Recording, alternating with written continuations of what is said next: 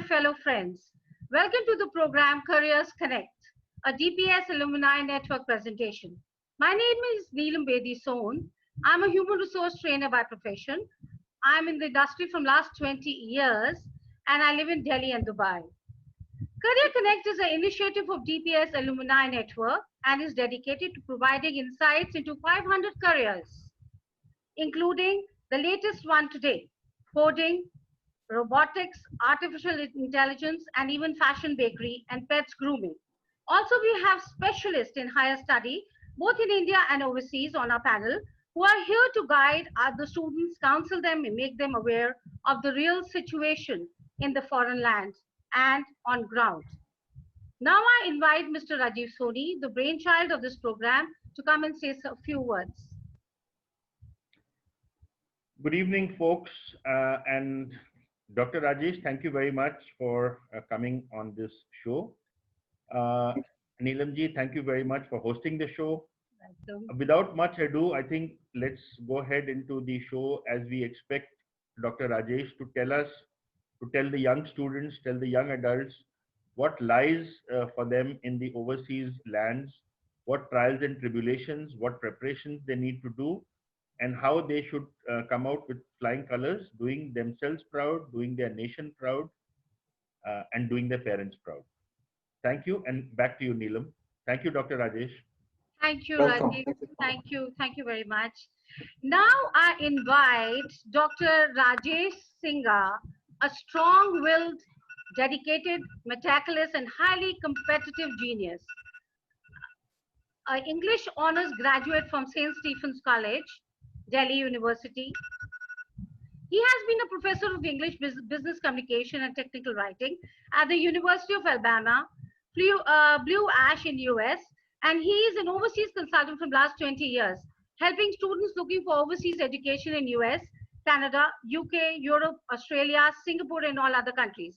He also guides students make their dreams come true in studying for Ivy League schools, including Harvard, Yale, Cornell, and Columbia, and tops ranked highly selective universities as MIT, NYU, the University of Texas, and also Southern California. Scholarship programs, undergraduate, postgraduate programs, doctorate and postdoctorate programs.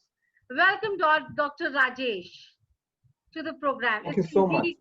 It's indeed a pleasure having you here. Thank you. Welcome, sir. Okay, Rajesh, tell me something about your education background and how you got into this line of advising and helping students from overseas education. After completing my post-secondary education at the University of Cincinnati, and then subsequently teaching English and business communication at the University of Alabama, I went into consulting full-time, initially in the US and then in India, and explored possibilities with regard to education per se. When I was in the US, I would assist students with their academic endeavors, students who wanted to attend top tier business schools, Ivy League universities, and in some cases even go abroad to the UK to pursue higher education. Wow. UK is a very attractive destination. Correct. For American students. They initially go there to pursue a study abroad program and then subsequently explore possibilities at top tier universities in the UK, Oxford, Cambridge, Imperial, London Business School, so on and so forth. So when I decided to come back to India, I realized that this was definitely an avenue that I could pursue here because the demand for overseas education in India had begun to go up. And there are several reasons for that. India's economy was becoming more affluent and students had the knowledge and the insight to explore possibilities. So I went ahead and commenced this activity and have never looked back, doing it literally 24/7. Very nice. Excellent. Okay, tell me, Rajesh, that you've studied and worked in US.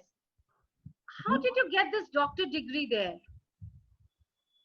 Oh, I first pursued a bachelor's degree here at the University of Delhi, Hmm. and subsequently completed a master's degree as well, both in English literature.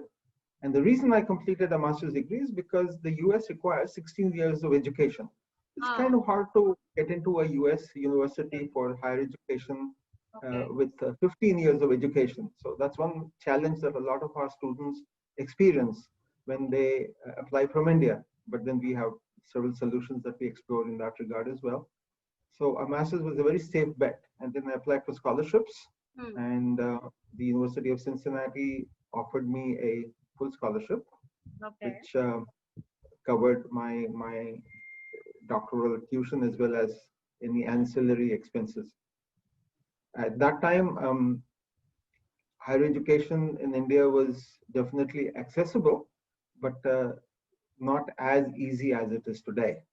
Correct. Today, we have unlimited resources through the internet, the ability to interact face to face with faculty and admissions officers who come to India on a regular basis. And more importantly, the ability to speak with admissions departments, universities, and colleges, not only in the US, but around the world. So international communication initially was expensive, then it became affordable. Now it's totally free because of WhatsApp and several other platforms that Correct. students Correct. use to interact with them. Correct. Okay, tell me, Rajesh, after your 20 years of parenting, kind of a parenting, to the students who are could be going abroad, right? So, what do you think? Can you recall any incident when your first, student went down to the foreign country, and how did you feel at that time? Excellent question. My first student in India was not from a metropolitan city. He was from a small town in Orissa who had contacted me directly through a mutual friend. Now, our mutual friend knew that I had spent a lot of time in the US and had just started providing overseas education services. And we connected. I initially briefed him. It was all on the phone at that time, and explained to him what possibilities existed. He had completed a BTech from Vellore Institute of Technology Okay. and wanted to pursue a master's degree in computers. So we're talking 2000. So 2001, 2000, 2001. I explained to him that the number of students who pursue computer science master's degrees in the US has always been pretty high Hmm. because US universities typically attract students Correct. from all over the world. Hmm. I recommend that he do something a little different and a little more innovative. Hmm. Hmm. And I asked him to pursue a degree in human factors engineering, which is a subset of computers. Hmm. Hmm. At that time, his faculty at VIT didn't even know how critical human factors engineering is when it comes to UI design and other related areas. And of course, his parents were very, very conservative, and there was a lot of opposition. So I tried to persuade him that this is what you really should be doing, given the fact that you have an outstanding academic profile and a stellar background in technology. So I was able to help him gain admission to North Carolina State University on a full scholarship. Hmm. And once he realized how relevant human factors engineering was, and it is still today, to the larger equation of computer science and technology, he did extremely well in his field. And today he's working for Google Oh, in Mountain View, California. wow. Wow. So, Wow. so, What a so success. Yes. yeah. So the initial launch was with a very positive experience. And when Ah, you have a positive experience right in the beginning, then even if you have a couple of slumps or slowdowns or failures for that matter, you are able to draw a lot of inspiration from what you've achieved initially. Very nice. Excellent. Brilliant. Okay, Rajesh, I would like to ask you, you see, there are lots of consultants, floating around in Delhi or India, everywhere. So there's so much of competition in this industry, if you talk about consultants, right, for overseas. Mhm. How do you rate yourself on that level? I think the company uh, we are operating for the past so many years, Admetrics is perhaps one of the finest overseas education consulting companies here in Delhi and definitely in India as well, for a number of reasons. First, we have a very strong, dedicated team of highly qualified consultants who don't support the student's academic initiative just because the student wants to study. So our approach is very much in depth. We not only go ahead and look at where the student wants to study and what the student wants to pursue, but also why. If he said that he wants to study psychology, we don't typically say, okay, that sounds great, we'll admit you to a bachelor's degree in psychology. That's not our approach. We look at the possibility rather closely and explore what specific avenues the student will be interested and if they relate to his or her academic and career choice. So we don't, for instance, do not confine ourselves to just a discussion of psychology. We'll go ahead and explore the various facets and sub-disciplines within psychology: forensic psychology, counseling psychology, positive psychology, Beautiful. behavioral psychology, Excellent. and explain to the applicant that there are so many other options that are available. The second major USP we bring to the table, and I'll come to my individual USPs in just a minute, is that we offer customer service 24/7. Ah, We are the brilliant. only company in India. We are the only company in India which will respond to your email message at 4 o'clock in the morning or 2 o'clock Lovely. in the morning. Lovely. So given the fact, and I realized this very early, that our students typically tend to stay up very late. Whether they are in school, they're in college, they don't go to bed at 10. They typically are up and they're at their peak at about 11:30 or 12. So if they know that they have run into a challenge and need assistance, all they need to do is to drop us an email message, and invariably somebody or the other from the team will go ahead and respond to them. Very nice. Admetrics also brings to the table a very significant USP in that we have a number of success stories that we Oh, share. So perfect. the proof is always in the pudding. Hmm. Just to give you an example, we helped a young lady 2 years ago to gain admission to the economics undergraduate degree program at the University of British Columbia in Canada, which is a very competitive program. And this degree is offered by the university through one of its schools called Vancouver School of Economics. So we not only helped her gain admission, but also a $550,000 scholarship, which Beautiful. covers her education, board and lodge, and other expenses for the Very entire nice. tenure of the degree, 4 years. And coincidentally, the young lady is a graduate of DPS Mathura Road. Oh, very nice. So, so that's a dip site there, doing exceedingly well and performing so well academically. So we have a number of success stories, and ultimately, when you share these success stories with parents and tell them that we have actually achieved these major milestones, then parents are able to build some level of trust in us, and we are able to establish our credibility. Impeccable, impeccable. Okay, Rajesh, like you said that you do a lot of grilling and you do a lot of tests before. Can you tell me why the Indian students would like to go for higher education only abroad? Why? Students know that they have to study beyond class 12, gain a college education in order to be professionally successful. Correct. Now, the million-dollar question that looks them in the face is whether or not they should pursue this degree in India or abroad. Now, things have changed extensively and dramatically over the past 2 decades. We are no longer citizens of India. We are all global citizens. So, given that specific set of circumstances, we need our children, the next generation, to receive the kind of global exposure that such a situation calls for. Correct. And that is definitely not easy to achieve here in India, because we typically don't have a very large international student presence at our Indian campuses. Yes. Right.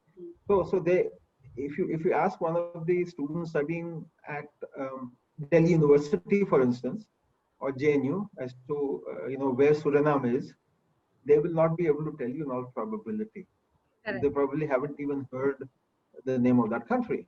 Correct. Most people have not. Correct. But then Suriname is unique in that there are more Indians in Suriname than there are local people, right?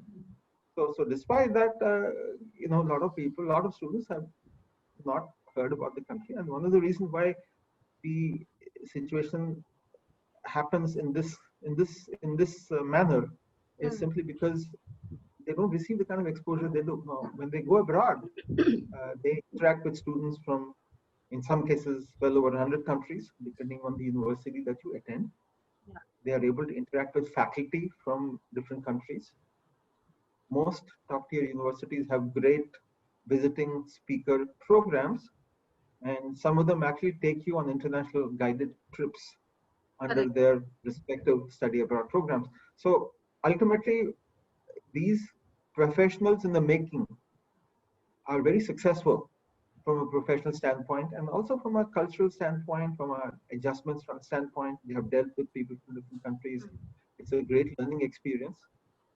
This is all in addition to the high quality of academics and research that happens at various universities, which Indian universities are not able to afford. Now, one of the barriers that students face, and this is again one of our USPs at EdMetrics, is budgets. So we have parents who come to us and say, we can't send our child to a foreign country for higher education because we can't afford it. Correct. Now, there are a number of universities around the world, including the US and Canada, which are cheaper than Amity University. Oh, really? Definitely cheaper than OP Jindals, correct. Oh. Cheaper than Manipal, and definitely cheaper than some of the other South Indian institutions that run postgraduate education. All right. You're talking about US, right? I'm talking about the US. I'm talking about Canada. I'm talking about Australia. I'm talking about other countries. Oh, and very often, I'm not factoring in the scholarship element. Now, if the student goes to a budget university, and these are all really good universities, and then on top of that qualifies for a scholarship, which a lot of our Indian students do, not initially when they arrive, but definitely in their second semester, and then second year for that matter, once they have proven themselves academically and in other respects, then the cost goes down even more. Oh, wow. Right. So in addition to the cost factor, the students are able to work part-time, and in most cases, not in all, in most cases, pay for their own board and lodge. So the parents typically are obligated to cover the cost of tuition only. Oh, lovely. And that kind of works out, very, very well for parents, because ultimately they're not only able to fulfill their own dreams with regard to the success stories of their own children, but also see their children settle abroad, pursue top-notch, top-quality jobs, and all in all become really good global citizens. So that's one of the reasons why we typically ask our students who come to us for assistance with regard to overseas education, counseling, mentoring, to look at that possibility very, very carefully. Because Commendable. it's a yes Commendable. across the. Commendable. So that answers the question that even average child can study outside. You know, that answers that question too. Excellent. I can admit a student. Okay. I can admit a student who are decent UK, US, or Canadian university, and even some Australian universities. Wow. At 50% in the CBSE. Wow. So there is a place for every child. Excellent. Okay? I think not all five fingers are the same. Some students are geniuses, some are toppers, others are super achievers, and then you have average performance, and then you have below average performance. The international education scenario is such that there is place for everybody. Very nice. And if they come to us early, then we are able to mobilize them in other areas where they can prove themselves academically. The child may not have proven himself in class 10 or 11 or in class 12 for that matter, but then there are other ranking factors that universities take into consideration, which play a very significant role with regard to admission. And they include performance in the SAT or the ACT, the GRE, the GMAT, and the English proficiency examinations like the IELTS and the TOEFL. Very nice, very nice. Okay, Rajesh, there are 5 common myths in the higher education abroad. How do you respond to this? Studying abroad is expensive. There are. Okay, we'll do one at a time. We'll do one at a time. Okay. All right. Study abroad is expensive. I already sort of answered that. No. I've yet to finish. Just studying abroad is expensive. There are few scholarships for international students, but you said it already. You've answered this question. I think you just answered. In fact, let's go. That for scholarship, it's pretty easy if you really want it seriously. Yeah. Yes. Okay. Especially in the second year. Yeah. Studying abroad is just one big party holiday. Is it true? I don't believe so.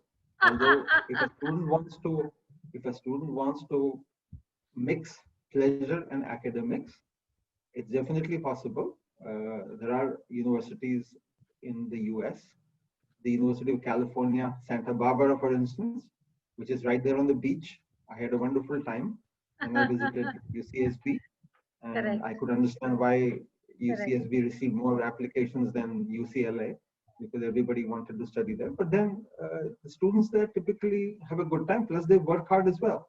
So if a student studies for 14 hours or 12 hours a day from Monday through Friday and wants to enjoy himself or herself, partying on the beach on Saturday and Sundays, then there's nothing wrong with that. Nothing wrong with that.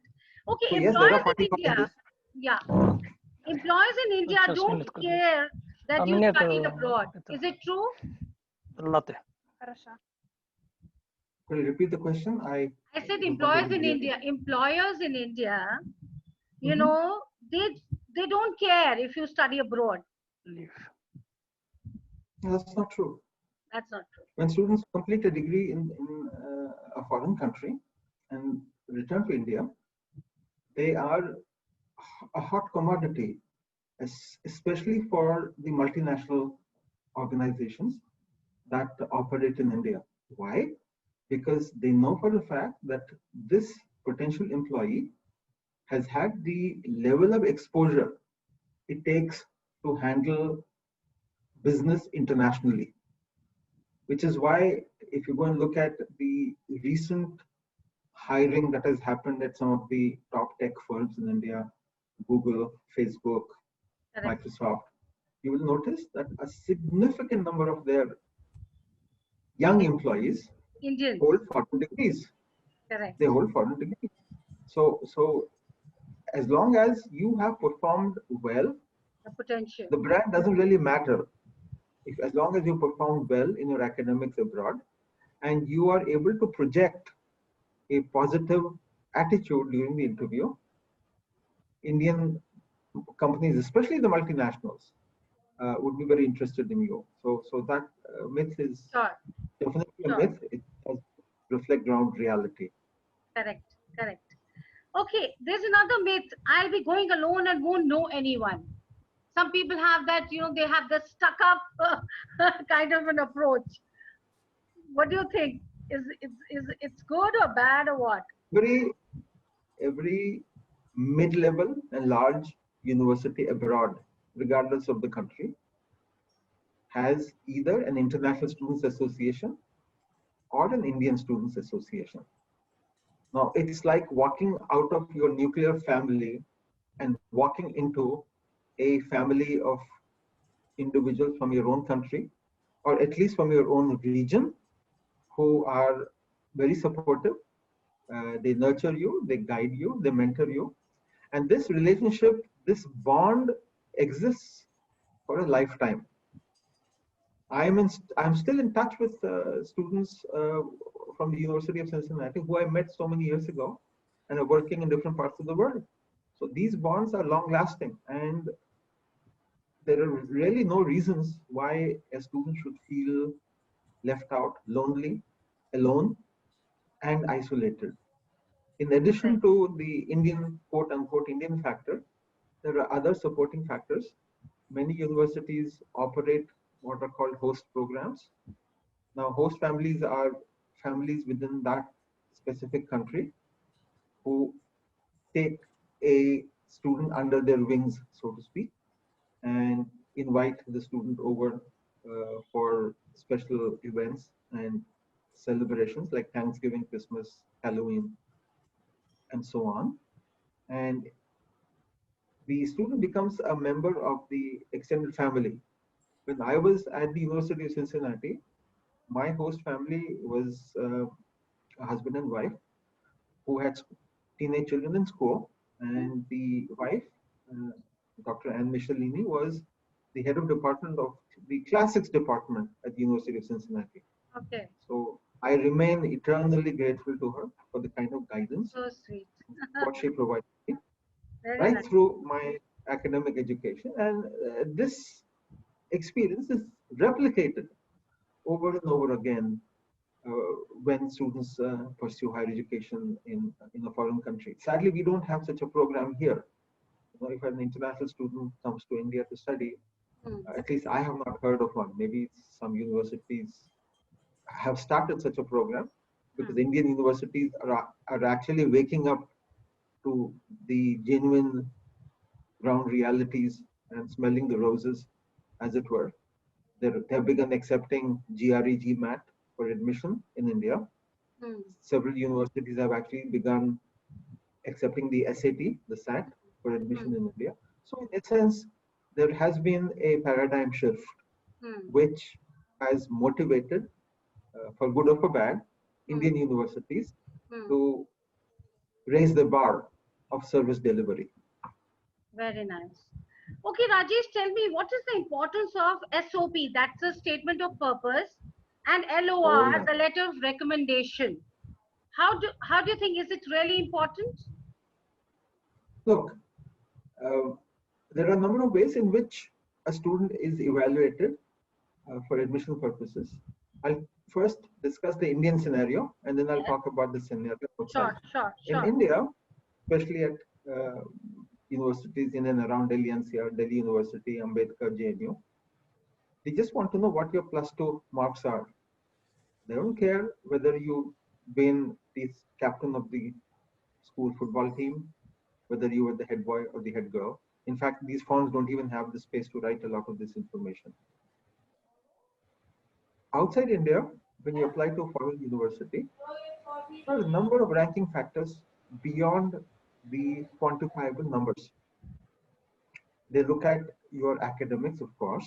They definitely look at your test scores, GRE, GMAT, TOEFL, IELTS, so on and so forth. And then they look at other ranking factors which are very critical. They look at extracurricular activities.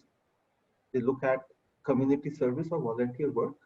And then, more importantly, they want to know about you as an individual. They are not interested in you as a number, like the University of Delhi, for instance, is, where they have these crazy cutoff systems. Oh, this bad. So really bad. So one of the ways they go and establish your identity as an individual is by reading something that you've written. That's where, and that's the reason why the statement of purpose becomes a very critical component in the entire admissions process. The letters of recommendation contribute equally to the process because here are three seasoned professionals expressing a genuine interest in your academic progress and at the same time explaining to you why your university should accept that student. So it's like a 360-degree picture that the university is able to build as far as the student is concerned, which is why the statement of purpose is very significant. The letters of recommendation are very significant. Correct. They have to be drafted extremely well. At Admetrics, what we do is that we provide a study folder of 50 documents, which helps our students understand what the SOP, the LOR, and the essay concepts are, and then based on interactive discussions that they have with me and the resident editor as well, I typically sit down and explain to them what every essay topic or statement of purpose expects from that student. And different universities have different slants. For instance, if you're applying to Carnegie Mellon University, they will definitely want to see how strong you are in the quant realm. Because Carnegie Mellon is a quant university for all practical purposes. They don't even use the case study method to teach in their MBA program at the Pepper School of Business, right? So different universities have different slants, and the students are not expected to know this. So I brief them what the slant is supposed to be, and then help them with the first draft. And that draft comes to me for editing. So I plug in the holes, dot the I's, cross the T's, and ultimately we come up with what I describe usually as a winning statement of purpose, which is bound to be high impact. And ultimately, even if the student is a borderline student and is kind of put on the fence by the admissions committee because of the quant background, the statement of purpose and other supporting academic collateral helps the student bridge over that fence and receive an offer of admission. Because today what is happening is that everybody is scoring a 1550, 1560 on the SAT. Literally everybody is scoring a 750 on the GMAT. So what is the distinguishing component that universities are obligated to use in order to admit the students to their programs? And I think the academic collateral that the students submit is now playing an even more significant role than it was 5 years ago. Okay, a quick question and answer because we are running short of time. Sure. Doctor, seeing the studying cost as of today and pandemic and immigration rules, do you think it's advisable still to study abroad? I think it is. And again, I will use live case scenarios to explain my position on this very critical and challenging issue. We have a number of students who have been admitted conditionally to universities in the US and Canada who are not able to proceed to their destination universities because the University of Delhi has not announced its results. Right? On the other hand, those students who are from private universities in India, where the exams have been conducted and the results have been declared, Nasi Munji, for instance, or Thapar University, have not only been admitted, but they are actually studying online. So those students who did not pursue their degrees from universities that were not able to declare the results in a timely manner are unfortunately not able to move. Now, we have no control over that, but fortunately, these students have an option where they can pursue the degrees online starting January, and in many cases, visit the campus and study there.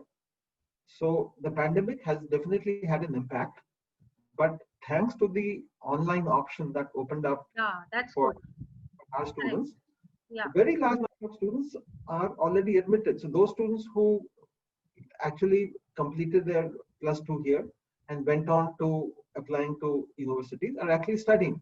Whereas those students who chose not to pursue higher education abroad are still waiting for Delhi University and other universities in India to reopen and commence education. Correct. Correct. One very interesting thing that we were able to do for our students who finished their 12th grade here in India, CBSE, IB, ICSE, and gained admission was that we were successful in negotiating significant discounts on their academic tuition by petitioning universities to reduce the tuition fee. So we've been able to persuade universities to bring down the cost of tuition to up to 30% because the student was studying online. So that's a break that normally students would have not been able to achieve if they did not have a company like ours in the picture. Thank you very much. It has been a pleasure having you on board, Dr. Rajesh. I tell you, I am so thankful to you that you had come and said such beautiful things and gave us such a knowledge. Thank you very much. Now I open it to the audience. Yeah. Now I open the session to the audience, please. Faisal, you have any questions you can ask Dr. Saab? No, my son was supposed to travel to UK for the University of Bath for his master's studies, but now I had got the admission deferred, and he had answered it in the last question. Oh, he's already answered. Not bad. Universities are very accommodating. Foreign universities are very accommodating. They will, go ahead and defer the admission to a semester that the student would want to pursue. So we were successful in enabling our students achieve deferments for the January session as well as the September 2021 session. Yeah, I got it deferred for the September session. But I might be trying for the Canadian universities also, keeping in view the pandemic situation overall in UK and in India also. So I would contact you and try to see some Canadian universities for his master's. Definitely. Canada opened its borders day before yesterday to international students. So now even if a student has deferred his or her admission to the January 2021 session, he or she can attend the program on campus because no longer does the student have to declare that the student's academic trip to Canada is based on a non-discretionary reason. Okay. Brilliant. Okay. Thank you very much.